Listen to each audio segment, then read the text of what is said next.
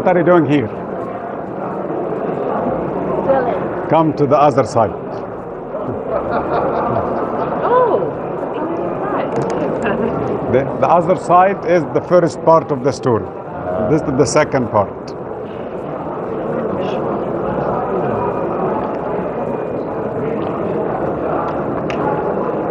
We call it Narmer because of that name in the middle. Narmer, the digger of the canal. That's why we think that this king was doing agriculture projects and economy projects more than fighter. His name says that he was responsible for digging canals, irrigations. Okay. Why Narmer? Because of the name. Why palette? Because of the other side there is a circle here, and they found remains of the eye koh. Okay, so as if this like the artist palette with the colors, the one they hold in their hands, and okay, so this is another way to mislead us from truth. This is a memorial piece to show that the king was trying to defeat all the difficulties during his time, and those difficulties were not necessarily enemies or like physical enemies, because they claim that he was the king of the south, because here he is wearing the crown of the south. We call it the white crown of Upper Egypt. South is upper ground, so we call it Upper Egypt. And here on the other side as a victorious king with the crown of North Egypt, Lower Egypt. That is not like good evidence, because if you look here, we can see papyrus plant. So you can see a head of a person. Head of a person can mean two things. The first symbol meaning, which I don't agree with, that this is a metaphor for a prisoner and like he was killed or they are killing him. No, anytime you see just a head, in my opinion, and that is not just an opinion because based on so many observations, they talk about the consciousness of the person. So that is not physical person. They talk about the intelligence, the brain power. They talk about consciousness. So as if the king here is not dealing with the physical body of the person, or he is dealing with the consciousness of the person, who's dealing with his emotions. The same thing that they always show the king smiting the head of the enemy. That is also not killing him, not punishing him. It's a way to open the third eye. It's a way to raise the consciousness. Because the best way to have friendly way or peaceful relationship with somebody else is not to defeat him. No, it's to convince him that we are friends. We are in one side. Okay? If you look carefully to the third part, third register, you see some people looks like two prisoners are escaping. Okay, and that is how they explain it in Egyptology. But if you look carefully to the position of the body, those are not people in the position of running. No, swimming. Looks like swimming on water, not running. Because can you see anyone running this way? Right? So as if here, this story is trying to give us a hint about what happened during the flood time, or maybe before the flood. Okay, that's why when I was saying this cannot be 3000 BC, it must be 7 or 9000 BC. Okay.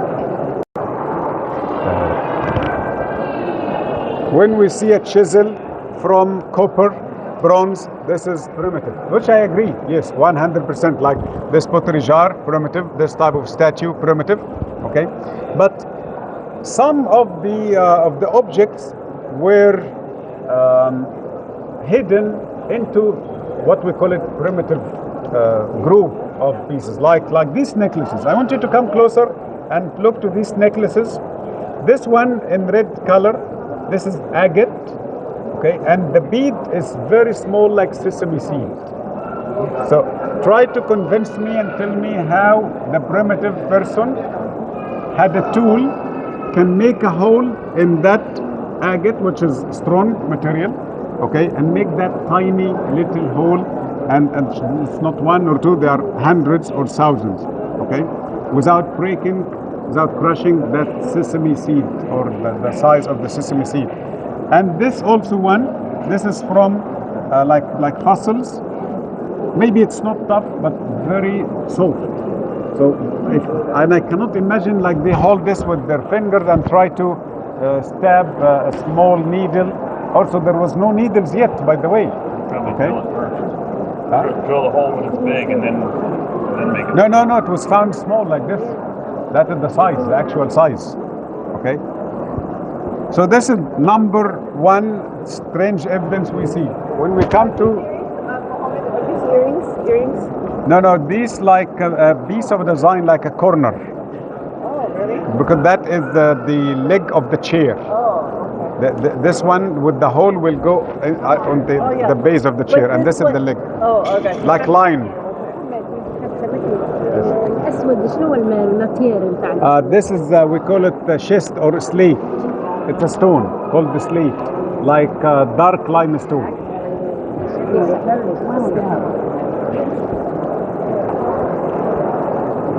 this gold? Yes. Okay. So when we come also to this section, we still talk about primitive ancient Egypt. And why we are so sure that this is primitive? Because these were found inside the tombs of what we call it pre-dynastic. Remember my lecture? So these were found in tombs 5,000 years old, 4,000 years old. But then if you look carefully, you will see many strange things. Like what is this? No, I'm talking about the stone. What kind of stone is this? That is... That stone is not limestone, and that stone is not flint also. I could easily say flint, but we don't have that size of flint. Okay, so I could say, okay, limestone, but it doesn't look like limestone. It is more like flint. Okay, but maybe there was ancient flint that size. Even if that was a flint, how they managed to get this slice from flint without breaking the whole thing? Okay, you know how flint used to flint tool? They bring two pieces of flint and they hit both each other, and they take the slices.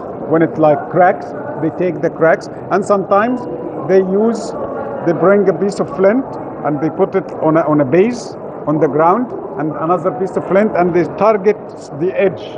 Okay, so they hit this and then they start doing this. But how they made this? No clue. Okay, and if they have iron chisels, so why they use flint? Okay, also that knife is two impossible things. Number one, the blade itself is very difficult to do.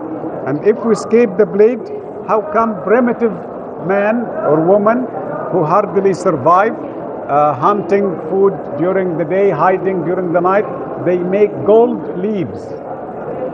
These are gold. If that is solid gold, I would like, which is impossible also, but I'll say, okay, but that is gold leaves. Gold leaves, you know, I want you to Google gold leaves and see on YouTube how they make gold leaves. It is very complicated process. Okay? So gold leaves, like why?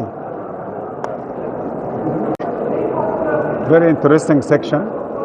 Maybe this is not pre-dynastic anymore, but still close. This is first and second dynasty, okay, which are still part of the primitive community of ancient Egypt. Many people will tell you that the writings, that the chematology group, they say that in ancient Egypt, advanced ancient Egypt, they didn't need writings or language. They could telepathic contact each other, communicate, which is true, but language is a must. I believe that the first thing human learn it is language. That the first moment is language, and anything else came after language. And this is a great proof that those kind of ivory labels from the early beginning of the Egyptian civilization, they can show us that the Egyptian didn't have alphabets only or like basic language. No, they had complicated languages, and they made labels to show that jars either have liquids or solid materials. So each label here is telling us what is the contents of each jar. Okay, but I understand primitive man, and this is, we will see all over the world, they make paintings for horses, like in North America, South America. In Algeria, they make for animals. But also there is a Tassiti, called Tassiti caves in Algeria. They have very strange thing. We will talk about it when we mention this one. Okay, so we see people hunting elephants, or what is the early version of elephants? Mammoth. Okay, so that is natural. Primitive people, especially inside caves, they have free time. Okay, so they start to, some of them are talented, so they do that. So what they see, they represent on the wall. Okay, so turtle, two falcons back to back. Bird, maybe turkey, that is fish. That is also bird, that is hippo. Okay, It's not a whale, this one? No, not No, whale. this fish here. Yeah, no, this is the bird. Oh. Okay, what is this? This is something cannot be seen by naked eyes, only in certain circumstances. This is again Bat, the cosmic cow, okay, or bat. So this is the galaxy. So how come that primitive person represented galaxy for us? Okay, and you can see it's like big tree with 5 major stars. Okay, and if you Google now the word the galaxy or the Milky Way, you will see exactly the big body with the 2 branches. It moves like this. Okay, so this is very scientific picture for our Milky Way. So that primitive person like and became interested. So not only like see it, because some rare cases you can see it while you are in the desert. You can see that kind of bow of stars. Okay. But why he became interested and represented that? Because you never see those 2 arms. You only see the arc or the bow. Okay, but you never see that. Tools and techniques used at that time. Okay, the same like this section also. Mostly broken pieces, not very high quality of stones. Okay, but when it comes to this section, we see that disc. That disc is very interesting for 2 reasons. The function of the disc, which we will talk about it soon, but how they made this disc, with what kind of tool they made these tiny leaves, or how do you call it, like lips, or I don't know what to call it. Looks like the flower pattern. Yes. Okay, these overlapping design. What kind of tool they use it? If they tell me this is plastic, I will be happy. But unfortunately, this is stone called slate. Yes, slate is not very stone. Yes. Okay. How they made it this way, and the interesting thing, what is the function? There is a group of people, and I'm one of them. We believe that this is the fan of the device, anti-gravity device. That is the fan of the anti-gravity device. But I would like to add to that story that this is not the original piece. This is the copy from the original piece. The original piece must be from hard material, metal.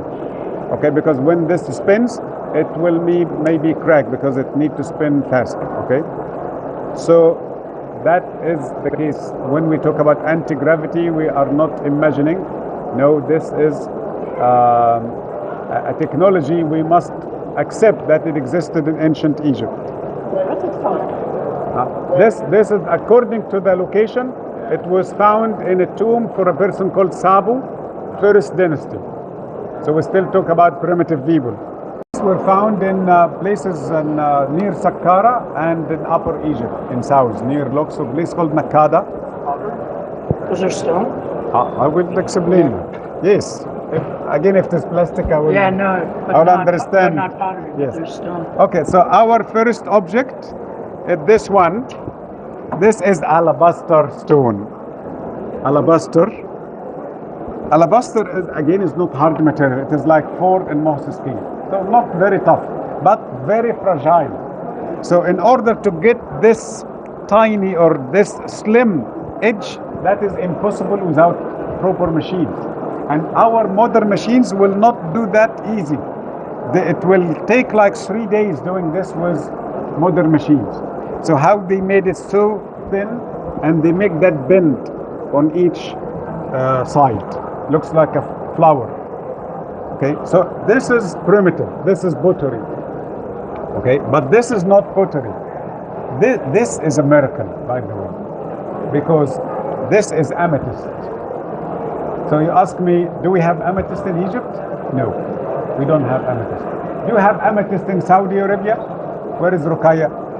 We don't have do we have amethyst in Libya, Tunisia? No. Do you have amethyst in Sudan? No, I'm talking about the surrounding countries. Do you have amethyst in Syria, Lebanon? No. So where is the closest country with amethyst? Afghanistan. So this primitive man had to walk all the way to Afghanistan, bring amethyst, come back to Egypt, and make this little tiny jar. And this little tiny jar for what? Like for one shot of right? And this one from black granite, we call it granodiorite. Very hard material. This is 7 on Moses' heel. And it is very soft from outside and also from inside. So there is no mistakes. If you cut this in half, they will be identical. Okay? And then when we move to the other part, the one at the base, this is from one piece. All of it one piece. All these edges are the same piece. If we do this nowadays in very limited scales with what we call it 3D printers. Okay, 3D printers works with very high speed with something like a drill doing this, and with a computer program. You put the design, you send it through the program, then the program will do this. Okay, that one also very difficult. Why very difficult? Because doing this with manual tools, which I will show you when we go to Luxor, we'll go to a place called Alabaster Factory. They still use manual tools, but I'm talking about the result. The result will show you that this was done by a machine. Sarcophagus is a fancy way to bury the Egyptian mummies, but no, it's not. Why? Let's go to that corner. There is a jewel, I call it one of the jewels of the Egyptian history, hidden in a remote corner. I can tell you that billions of tourists came this way and then they turned right. They missed that piece. Remember when I was saying I used to sleep during the lecture? That is why I found so many pieces there. If you look to this granite box from the front, okay, it is almost perfect. I can tell you like 2 more days and they will finish it. This is, we call it the unfinished box. Okay, if you look to the front, inside, done in a perfect way. And by the way, I think we have an engineer here in the group. If you look carefully, you will find that here from this to the end, it looks like a long drill was shaping the angle, the same down and the same of the corners. So there is an evidence of advanced tools. So why we call it unfinished obelisk? Because where is the lid? There is no lid. We understand from the back side that they were cutting the lid from the back side of the stone, of the block. So this is the lid. This piece is your voice is from power. Can you hear me now? Okay. So this part is the lid. Okay. And if you look to this line, they were altering or shape, like putting the guideline. So the machine was cutting this, and some mistake happened here at that point exactly. So the machine, like we call it warp, okay, or like vibrated and caused this break. Why I call it machine? Because of 2 things. Number one, if you when I finish, you come like small groups to see it. We can see the cut here, very smooth and very continuous cut. This is not an act of primitive saw, because primitive saw will leave so many striations and edges. Okay. So are we talking about straight saw or disc saw? Samuel, what do you think? Yes. Why disc? Because Very smart. Ice cream here for him. Because we can see the striation here in the middle level with a curve. Straight saw will not create curvy striations. Are we talking about one disc saw or two disc saws? Two. Because in the middle it is connected. It is cut from here and cut from underneath. But there's still one piece attached. So we talk about two disc saws. So the saw table with two disc saws, and the third saw will be vertical saw, come and finish the mission. Okay? How I know these things? Because what we call it evidence. Look. Can you see these lines? This is the mark of the straight saw, the vertical saw. You see it, someone? Yeah. Okay. And this mark is the mark of the disc saw. so it stopped here. Yes. And here, this is the curve, the other curve. So that is disc saw, that is disc saw. Okay. And if you look closer and you put your finger, you will see super smooth. Okay. So now I want you to see it. Now we have two questions. We answered number one. Yes, there was advanced technology in ancient Egypt. Okay. And this, guess we found this where?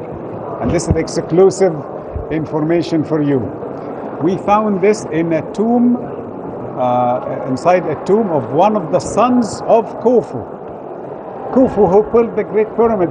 His son couldn't make a nice looking box, couldn't fix the box. Okay, that son is son of Khufu, brother of Khafre, uncle of Menkaura, the three builders of the three pyramids at Giza Plateau. Do you buy this story? That this prince who had this great technology, the family technology, couldn't do this kind of fix that mistake? Number two, why they insist to cut the lid from the back side of the stone? Why they didn't bring any other piece of stone and shape it and make it the lid? Why they kept that stone like this? Now we come to important information. Rose granite contains quartz. Any granite contains quartz, but rose granite contains from 20 to 60%. That is the maximum amount of quartz on granite. Other types of granite, 5%, 10%, maximum 13 or 14%, 15. So rose granite now is the best material for this type of energy they need. So now we know why they cut the lid from the same block to keep the same density, the same molecular structure, the same amount of quartz. Another piece, so this is maybe like 30% quartz, other piece could be 25 or 28, so they will not fit together. So it must be from the same piece. Why from the back side? Rose granite contains feldspar, black feldspar, rose feldspar, white feldspar, and quartz, and little amount of iron. So according to geology, it has almost 1% iron. But the interesting and strange thing that because of that amount, it's supposed to not to be magnetic stone, but it is magnetic stone. There is something strange or weird with this stone. 1% iron doesn't lead to good magnetism, but it has high magnetism level. Okay, so this one block has one charge, like positive or negative. Okay, but when they cut the lid from the back side, and the lid was cut from the opposite side. Okay, this is the shape of the lid. This is the top. This is the base, and this is the box. So the lid was this, not like this. No, it was opposite. So when they cut the lid and they put the lid above, so they create two magnet charge, positive and negative. Okay, so when they cut, yes, the better, exactly. So you see how they designed. So this box itself is an answer for so many questions about ancient Egypt. And the interesting thing that this is half of it. This is not the whole false door. This is just the half, the left half. We lost the other part. So that was a giant piece of rose granite. Rose granite, we talk about Okay? So we talk about millions of quarters in the molecular structure. So we're supposed to have another piece here, the same size like this. Used to be one piece. Okay? And this is the reason we call it false door, because it looks like the tent door, the Arabian tent or the Egyptian tent, not like the camping tent. No, the tent had like design in the middle was like curtains. Okay? People think that this is just a symbolic design in Egyptology. No, it is not symbolic.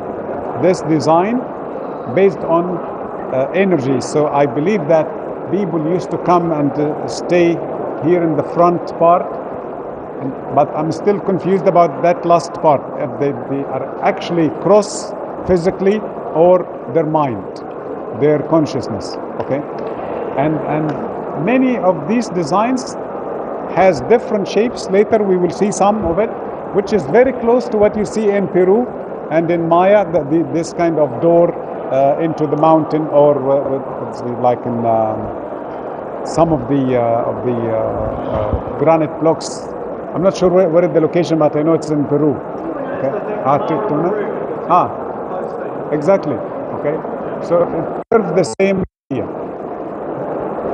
This is interesting section also about the power of the female, which the dynastics tried to hide.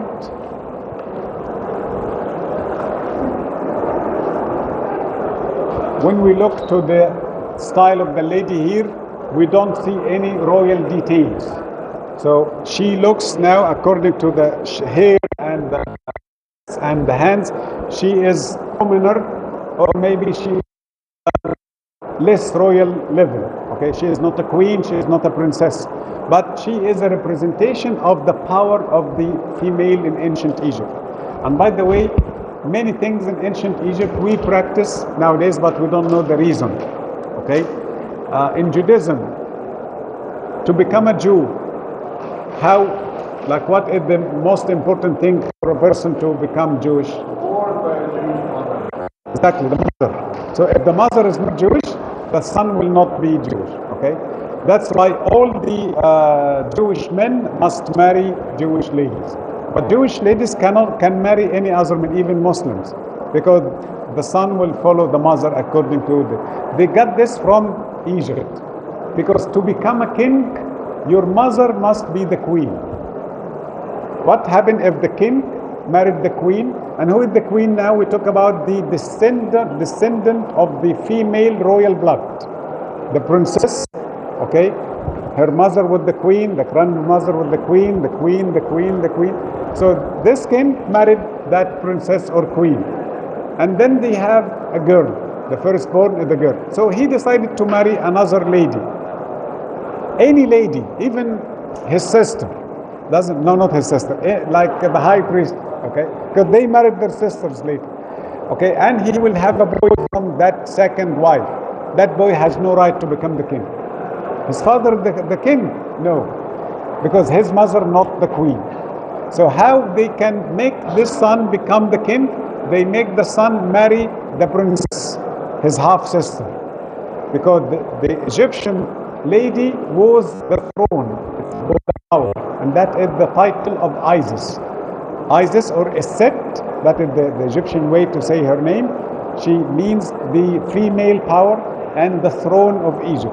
That's why we see above the head of Isis a chair, something like symbol chair. We will see it later, okay? How we know that this is the statue of Khephren, not Ramses? How we know?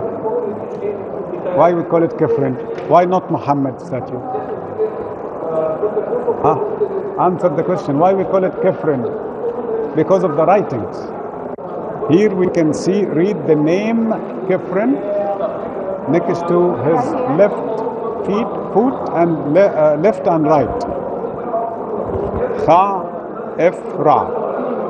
He shines like the sun, or rise like the sun. Okay?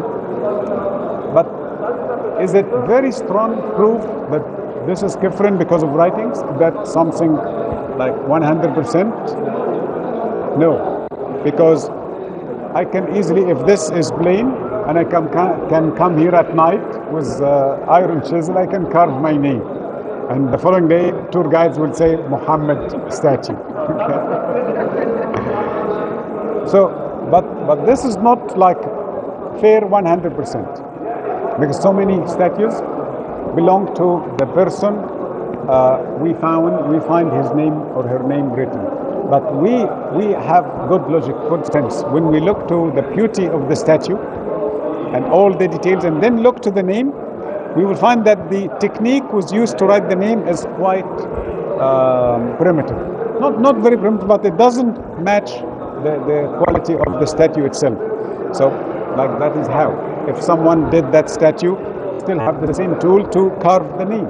Okay, so we are sure now that the name was carved later. So that statue doesn't belong to King Khephren.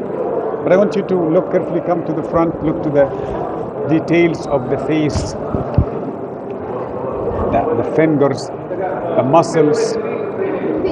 Yes, not only the nails, but the cuticles also. They represent the cuticles, which is like, wow, like they have that capability, because carving hard stone, we call it diorite gneiss, very hard material. And by the way, diorite is well-known material, but diorite gneiss is not well-known material. That's why sometimes we call it Khephren diorite. That diorite was found in a single place in Egypt, far south to the west side, near a place called Natablaya, where we have what we call the Egyptian Stonehenges. Okay? If you come to the back side, you will see that there is a falcon behind the head of the king. That falcon is my story about the patriarchy. They try to say that the Horus, the falcon, is the one who is guiding the king. How do they make it so smooth? That is the big question. We don't know. Just in two locations in the world, okay? Africa and Latin America, especially Colombia. Jamaica. That's the word. Okay, and exactly, and this is similar to the Jamaican singer Bob Marley. Okay, so I used to say Bob Marley style until I met the Queen of Congo last week, and she told me two interesting things, or confirmed two things I used to know, that this is African style, okay, and in Congo they do this all the time. But also, what is this? What is this? This, and we can see here at the clothes. Okay, we understand from our studies that any person in ancient Egypt will have the skin of the panther or the leopard. It means he is astrologist or astronomer, both. Okay. Guess what? I found in Congo the same thing. She told me that the priest in Congo or the shaman used to have the leopard or the panther skin because he is a shaman for the stars. So we have similarities between Egypt and almost everywhere in the world. Between Egypt and Far East, Egypt and Europe, Egypt and Africa, Egypt and Far West. Okay? So this is one of the Egyptian rulers. Okay? Amenemhat the third, but he didn't start he wanted to show us here that he is not a politician or a ruler, he is a scientist. He is a man of knowledge. He was a high priest. Okay, that type of necklace also. This necklace is the necklace of protection, because to go, remember when I was saying that we supposed not to go inside the pyramid. This is wrong. This is something can kill anybody, because this is the engine. But what if they needed to go inside the machine? They must have protection, like suit, or like that type of necklace. Maybe not necklace itself, but it is a way to show us that they needed this combination of precious stones and silver and gold to be protected from being exposed to this excessive energy. Okay? Or corn or wheat. So yes, for some people she is bad, for other people she is good. Okay? Is she the one that likes beer? Huh? Is she the one that likes drinking beer? Yeah, but wine, not beer. Because they But do it. white, red wine, because red wine, blood. Okay? Yes. This is the second person to tell me beer. It seems that there is a source saying that information in a wrong way. It is not beer, it is red wine. What is this? Like why his body is strange? Okay? The brain. Some glands in the brain. The brain? What do you mean? You ever seen the Venus of Willendorf? Okay. Same kind of hips. The Venus has very large breasts, but this might be like the top of the brain stem.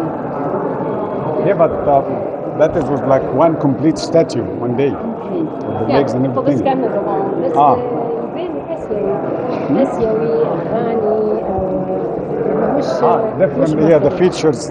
No, but this is Egypt. By the way, we have an Egyptian singer called Ali Haggar. His face is copied from Akhenaten. That singer is about 50 years old now. He is a copy from Akhenaten. So these features also Egyptian features. But what is the story of that if I can call it female style of body? Okay, so many opinions, but there are some completely wrong. They say he was homosexual, and he was trying to say I am homosexual. That's of course very stupid opinion. Homosexuality existed in ancient Egypt, but in very limited cases, and still exists in modern Egypt, but also limited. Or even if it's not limited, this is against the Egyptian society from the ancient Egyptian time till now. And it doesn't matter Muslim or Jewish or Coptic. I'm talking about the Egyptian society, not the religious society. So homosexual is, so he will not say I am homosexual. Weird opinion saying that he had kind of skin disease, and that disease was like restoring water under the skin. That is also stupid. Another nice opinion, it was my opinion in the beginning, but then I don't like it anymore. He's trying to say he's half man, half woman. Okay? Because he was the link between the Egyptians and Aton. He was born and grew in the house or during the time of Amun-Ra. And he found that the priest of Amun-Ra is the ultimate power, and Amun-Ra priest was corrupted. Amun-Ra did everything right and everything wrong, and can change concepts in a second. Just by some nice offerings, they change things, okay? So he said, okay, I don't like Amun-Ra, don't like Amun-Ra priest. I'm going to escape that religion, but later I'm going to talk to you in a separate lecture and say that it wasn't about religion at all. It is about cycles of the sun. Remember the 5 cycles? Kibr, Ra, Atom, Aton, and Ammon. So he wanted to go back to cycle number 4. He didn't like the cycle number 5. Cycle of misleading, cycle of dark, cycle of knowing nothing. So he wanted to go to cycle number 4. But he was wrong. You cannot defeat the cycle, because this is something cosmic. This is something natural. It must happen. Okay?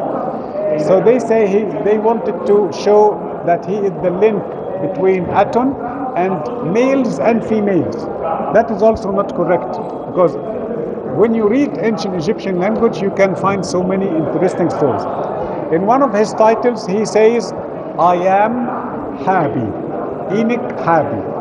Means I am Habi. So that is the story. Habi body is this body.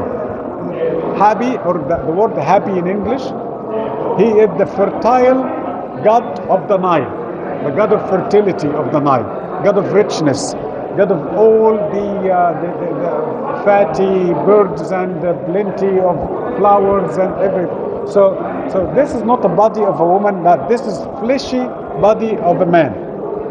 Okay? Because Habi is representing this kind of rich, spoiled life.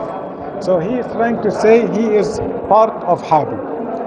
But maybe if we give good explanation to Akhenaten and his body, we still don't have good explanation to this weird head style of his daughters.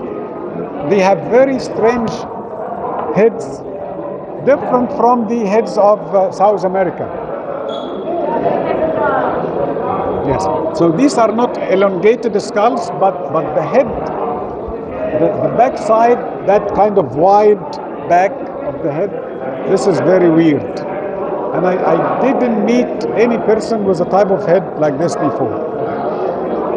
Because some people will claim that no, we saw some of the villagers with this head. No, that is not true. I have never seen something with this style. If you come to the side, you see it better from the side. See? But even in this, like everything is strange. Yes. like pronounced. Right. Is it Moses?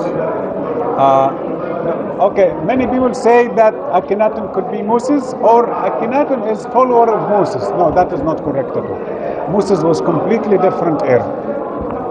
And as I told you, all what about Akhenaten is not connected with religion. This is what they try to convince us. No, Akhenaten was far away from religion. He was philosopher and he was scientist. So it was about the cycle of the sun and the energy and the technology of that cycle. Eyes are different, like much different than other. We call it almond eyes. Yes.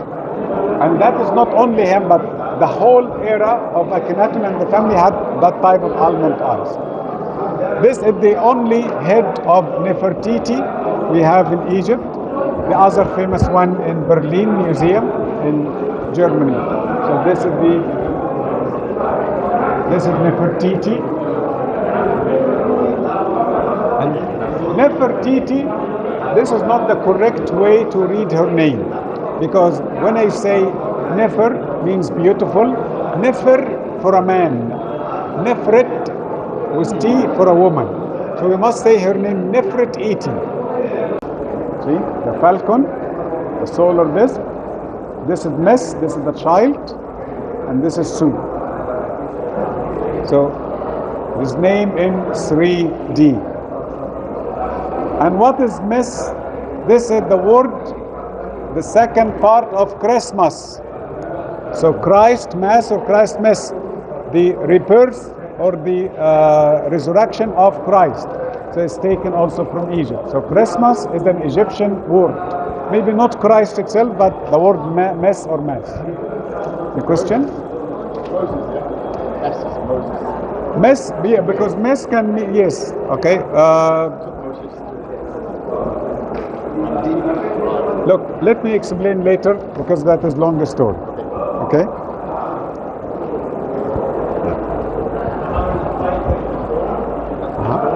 The what? Ah, yes, that face is not original. It was broken, yes. It's upside down birds. And guess what? Fayoum till now is a huge place for fish and birds.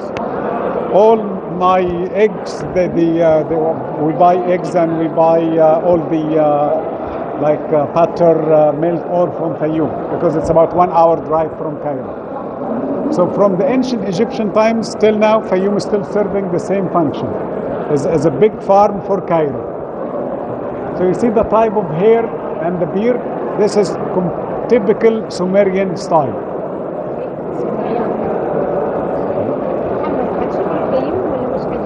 Fayoum لا للأسف. Okay. So this is the section of Tutankhamun.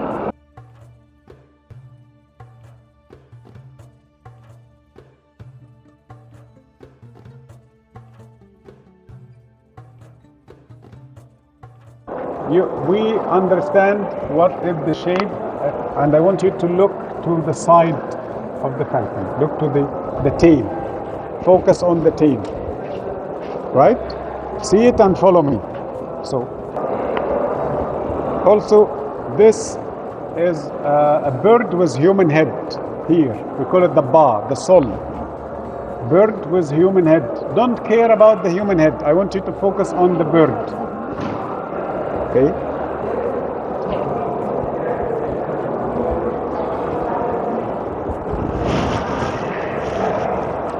Come this way.